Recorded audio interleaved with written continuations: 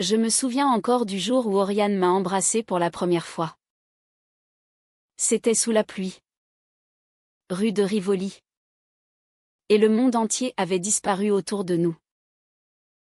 Mais ce soir-là, 10 ans plus tard, quand elle m'a murmuré « Je ne peux plus », Marie-Lou, j'ai senti mon cœur se fendre en deux. Tu choisis l'argent. C'est ça? Ai-je crié. La voix brisée par les sanglots. Elle n'a pas répondu, détournant seulement les yeux vers les lumières tremblantes de la Seine. Et pourtant, je l'aimais encore. Malgré tout. Je m'appelle Marie-Lou Duval. Et je vis à Paris depuis toujours. J'ai grandi dans le 16e arrondissement. Dans un appartement haussmannien au plafond haut et au parquet qui craque comme des secrets. Ma mère, Madame Elisabeth Duval, veuve d'un notaire fortuné, régnait sur cette demeure comme sur un petit royaume. Elle était belle, sévère, catholique pratiquante, et surtout, obsédée par l'idée que notre nom devait rester intact, sans tache. J'ai rencontré Oriane en 2015, lors d'un vernissage dans une galerie du Marais. Elle avait 24 ans, comme moi. Des cheveux blonds coupés courts qui encadraient son visage au trait fin. Et des yeux bleus qui semblaient toujours chercher quelque chose au-delà de l'horizon. Elle était étudiante en architecture, passionnée par les toits de Paris et les lignes pures de Le Corbusier. Moi, je travaillais déjà dans l'édition, corriguant des manuscrits dans une petite maison près de Saint-Germain-des-Prés. Ce soir-là, elle m'a abordé avec un sourire timide, « Votre robe est magnifique. » On dirait une héroïne de Modiano. J'ai ri. Et nous avons parlé jusqu'à la fermeture de la galerie. Quand elle m'a raccompagnée jusqu'au métro, nos mains se sont frôlées. Et puis, sur le quai, elle m'a embrassée. Un baiser doux, hésitant, mais qui a tout changé. Les mois suivants furent un tourbillon. Nous passions nos nuits dans son petit studio de Belleville, à écouter du jazz et à rêver de voyage. Oriane dessinait des plans de maisons imaginaires où nous vivrions ensemble. Quelque part loin de Paris. Peut-être en Provence. Je l'aimais avec une intensité qui me effrayait. Pour la première fois, je me sentais vivante. Mais il y avait ma mère. Madame Duval n'avait jamais accepté que je sois lesbienne. Quand je le lui avais avoué, à 19 ans, elle avait pleuré pendant des jours, puis m'avait envoyé chez un psychologue, pour guérir. Elle parlait de « phase », de « confusion », de « péché mortel ». Pire encore, elle menaçait constamment de me déshériter si je vivais, cette abomination, au grand jour. L'héritage familial, l'appartement, les vignes en Bourgogne. Les placements représentaient tout pour elle. Et pour moi aussi. Je dois l'avouer. J'avais peur de tout perdre. Alors, quand Oriane et moi avons commencé à nous voir sérieusement, j'ai imposé une règle, personne ne devait savoir. Pas mes amis proches. Pas ma famille. Et surtout pas ma mère. Oriane a accepté. Au début. Elle disait comprendre la pression sociale. La peur du jugement. Mais je voyais dans ses yeux une tristesse qu'elle essayait de cacher. Les années ont passé. 10 ans. Nous avons voyagé discrètement, un week-end à Lisbonne. Un autre à Amsterdam. Toujours en prétendant être de simples amis. À Paris, nous nous voyions en cachette. Oriane venait chez moi quand ma mère était en voyage. où nous nous retrouvions dans des cafés anonymes du 14e. Elle a fini ses études, est devenue architecte dans un cabinet réputé. Moi, j'ai gravi les échelons dans l'édition. De l'extérieur, nous avions tout, carrière, beauté, jeunesse. Mais à l'intérieur, quelque chose pourrissait. Oriane voulait plus. Elle voulait emménager ensemble. Présenter sa compagne à ses parents qui, eux, étaient ouverts et aimants. Elle voulait marcher main dans la rue sans regarder par-dessus son épaule. Et moi, je refusais. Toujours la même excuse, attends encore un peu. Maman est vieille. Elle ne comprendrait pas. Après son décès, tout sera différent. Je mentais. Pas seulement à elle, mais à moi-même. La vérité, c'est que j'avais peur. Peur de perdre l'appartement où j'avais grandi. Peur du regard des cousins qui attendaient leur part. Peur de devenir cette lesbienne déshéritée, aux yeux de la bourgeoisie parisienne. J'aimais Oriane. Profondément. Mais l'amour ne payait pas les factures ni ne protégeait du froid social. Et puis, il y a eu cette soirée, en 2023, où tout a basculé pour la première fois. C'était un dîner chez ma mère.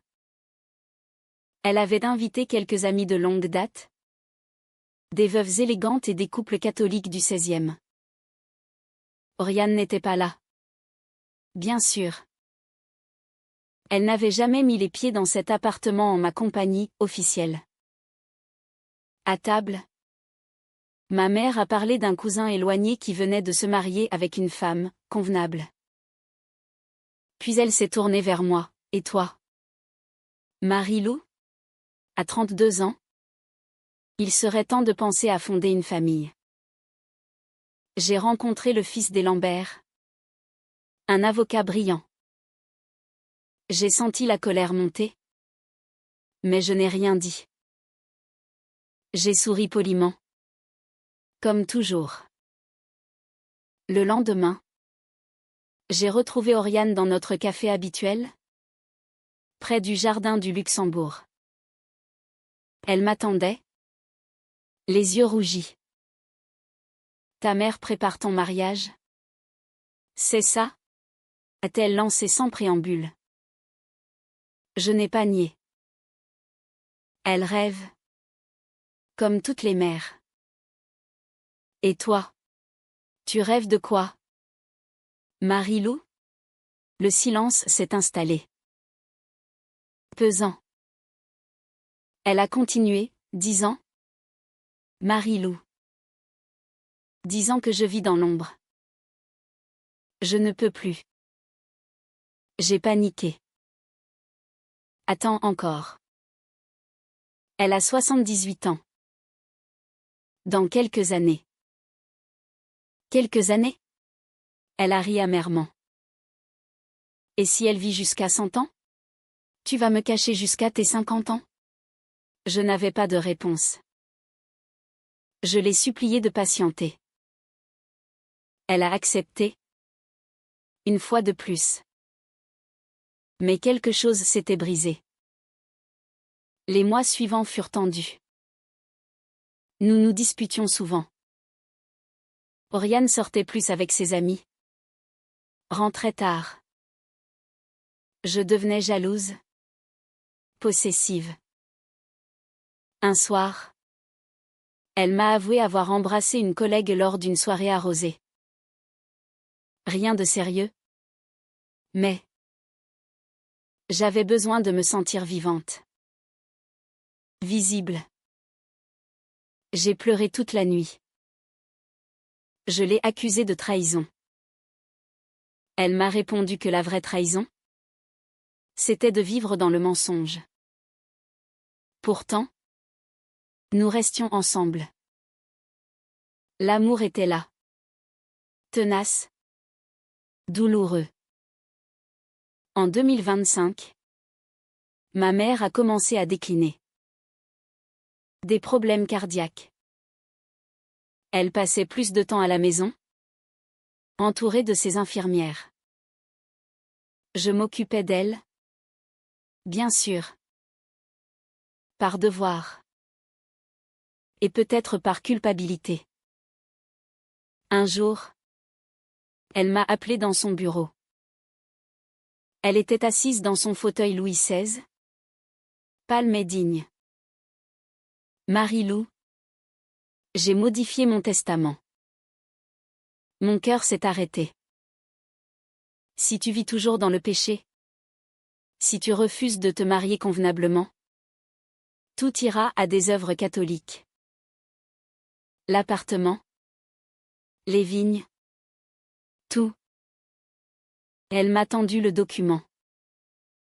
J'ai lu les clauses, déshéritement en cas de vie contre nature avérée. J'étais terrifiée. Et en colère. Comment osait-elle? Ce soir-là, j'ai tout raconté à Oriane. Pour la première fois, je lui ai montré le testament. Elle l'a lu en silence. Puis elle a levé les yeux vers moi. Tu vas choisir quoi? Marie-Lou? Moi? Ou l'argent de ta mère? Je n'ai pas répondu. Je ne pouvais pas. L'été 2025 fut étouffant. Paris suffoquait sous la canicule. Et moi aussi. Ma mère allait de plus en plus mal. Les médecins parlaient d'une opération risquée. Elle refusait. Oriane et moi vivions séparés depuis quelques semaines. Elle avait pris un petit appartement à Montmartre. Nous nous voyons encore, mais rarement. Chaque rencontre était une dispute ou des larmes. Un soir doux, elle m'a invité sur le toit de son immeuble. La vue sur Paris était magnifique, les toits zinc, la basilique du Sacré-Cœur illuminée, les lumières qui scintillaient comme des promesses. Nous nous sommes assises, côte à côte, sans nous toucher. Je t'aime toujours. Tu sais, a-t-elle murmuré. Moi aussi. Mais je ne peux plus attendre. J'ai 34 ans. Je veux une vie. Une vraie.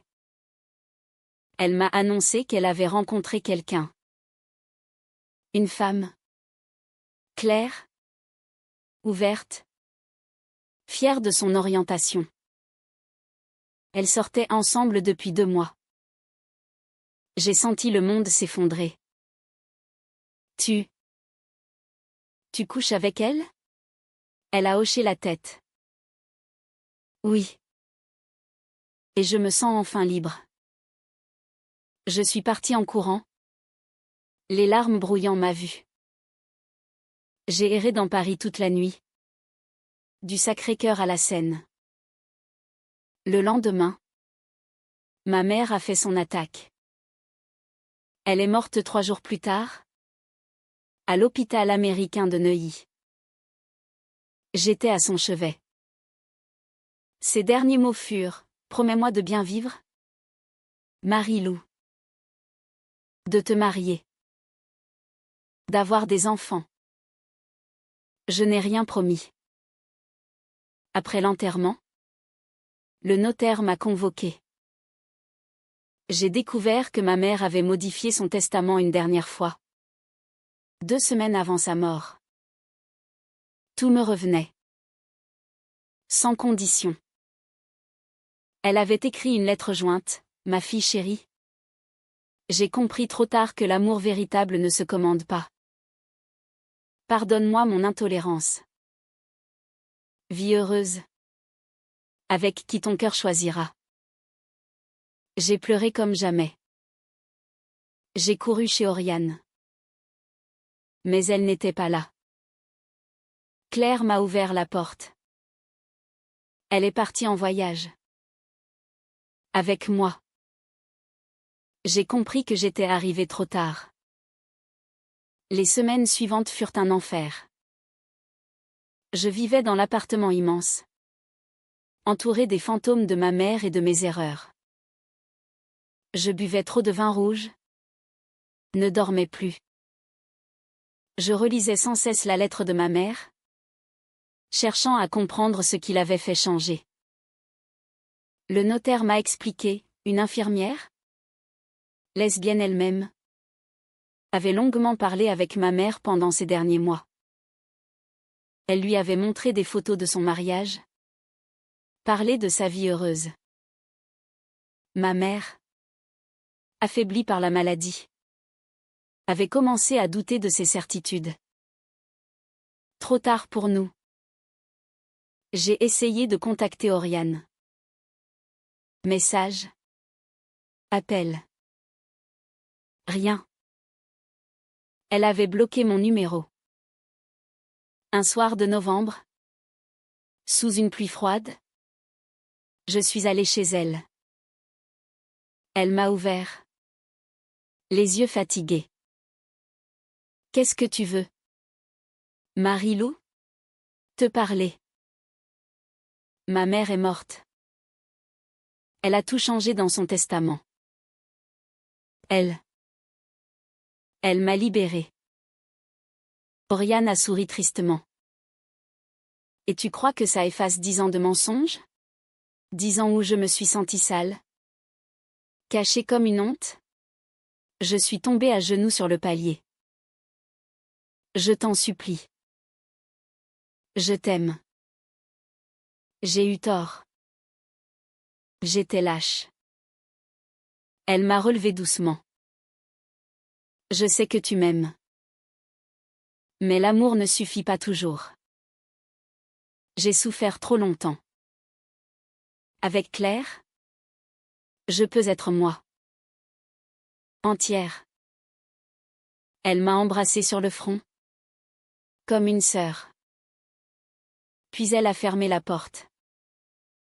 Je suis restée sous la pluie pendant des heures. Paris pleurait avec moi. Les mois ont passé. J'ai vendu une partie des biens. Fait don à des associations LGBT. J'ai quitté l'appartement du 16e pour un petit 2 pièces dans le Marais. J'ai commencé à vivre ouvertement. J'ai même rencontré quelqu'un. Une femme douce nommée Sophie. Mais Oriane reste dans mon cœur. La première. La plus forte. Un an plus tard, en décembre 2025, je marchais rue de Rivoli quand je l'ai vue. Oriane. Seule. Elle portait le même manteau que lors de notre premier baiser. Nos regards se sont croisés. Elle s'est approchée. Comment vas-tu? A-t-elle demandé. Mieux. Et toi? Elle a hésité. Claire et moi. C'est fini. Elle voulait des enfants tout de suite? Moi pas encore. Nous avons pris un café dans le petit bistrot où nous nous cachions autrefois. Elle m'a avoué qu'elle pensait souvent à nous. Au bon moment. Au rire. Aux nuits sur les toits. J'ai eu tort de partir si vite, a-t-elle dit. J'étais blessée. Mais toi aussi? Tu souffrais. J'ai pris sa main. On a toutes les deux fait des erreurs. Moi la pire, te cacher comme un secret honteux. Nous avons pleuré. Puis ri. Puis nous nous sommes embrassés. Doucement. Comme autrefois. Sous la pluie fine de décembre. Rue de Rivoli. 10 ans après notre premier baiser. Cette fois. Personne ne nous a regardés de travers. Cette fois. Nous étions libres. Ma mère, quelque part, devait sourire. L'amour, parfois, attend. Il patiente dans l'ombre, comme nous l'avions fait si longtemps. Et quand la lumière arrive enfin, il renaît, plus fort. Oriane et moi ne savons pas ce que l'avenir nous réserve. Peut-être reconstruirons-nous quelque chose. Peut-être resterons-nous amis. Mais nous avons choisi la vérité. Et c'est déjà immense.